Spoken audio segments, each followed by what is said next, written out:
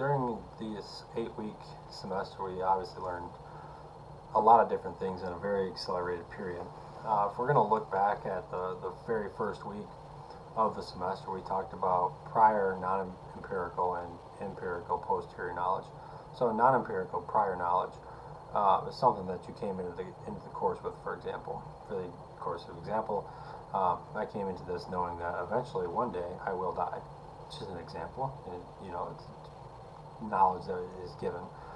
Something that wasn't known, right, for an example, could be something as simple as a math equation, something that you go into it not knowing, coming out of it with. And however that became unique to you is unique to the person itself. How we identify things, for example, I had a math professor who taught very well. I understand the statistics portion of it and the equations of it as well, too. And then we were talking about the knowledge that gets passed down from family members. And this is huge because it doesn't actually have to be an influential member of society for somebody to be able to take note to it. And as an uncle now, over the last couple of years, I've kind of realized the morals, so to speak, that my parents passed down to my siblings, that they are now passing down to their offspring as well. And the sprinkle down effect kind of makes you smile and you think, oh wow, yeah, that's our family thing. It's just getting passed down. It's all about morals and such like that. And these can be good or bad things. With every good, there's also an equal bad. You can teach them good habits and good traits, and you can try and make them the best person that they ought to be. But it's solely responsible for them to be able to take that knowledge and all those hand-me-downs and run with it. There's also people who don't set the right example, and that can also lead, it's probably easier for it to be as traded because as a kid, bad habits are picked up easier than good habits. Good habits have to be instilled and pounded into your head. An example of that is, think about a household that has two parents that swear constantly, right? Those kids are more likely to swear and cuss at an earlier age than all of their friends will. It's a factual statement that those kids are more than likely to swear and cuss at an earlier age than any of their friends.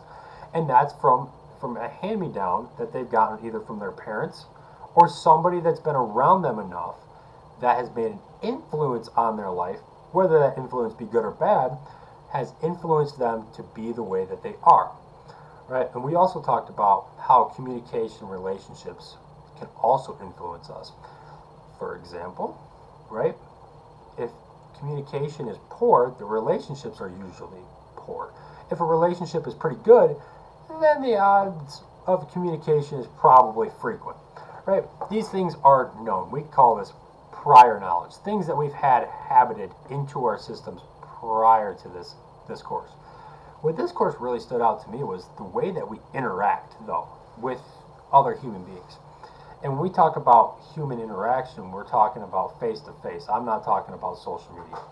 Social media to me is the biggest hoax ever because people say, well, I can interact with them on social media. But can you really, though? Do you get the same effect? You don't. And they've had statistically proven this, that you don't get the same effects. Our group, when we did our presentation, looked heavily into this. Social media is a negative connotation for the human interaction. The reason being is that you're not creating one-on-one interpersonal connections with one another. And that plays a significant role in mental health and all this other stuff too. And during this pandemic, it's obviously been a crucial sign for social interaction. It's been limited so much that social media has boomed because of it. I mean, you go on Facebook, you see an ad every freaking time you scroll up and down. The other thing that I think is important is that text messages and new media outlets, they're just going to continue to snowball in this effect. And it could be for the good, it could be for the bad. That's just for the future to determine.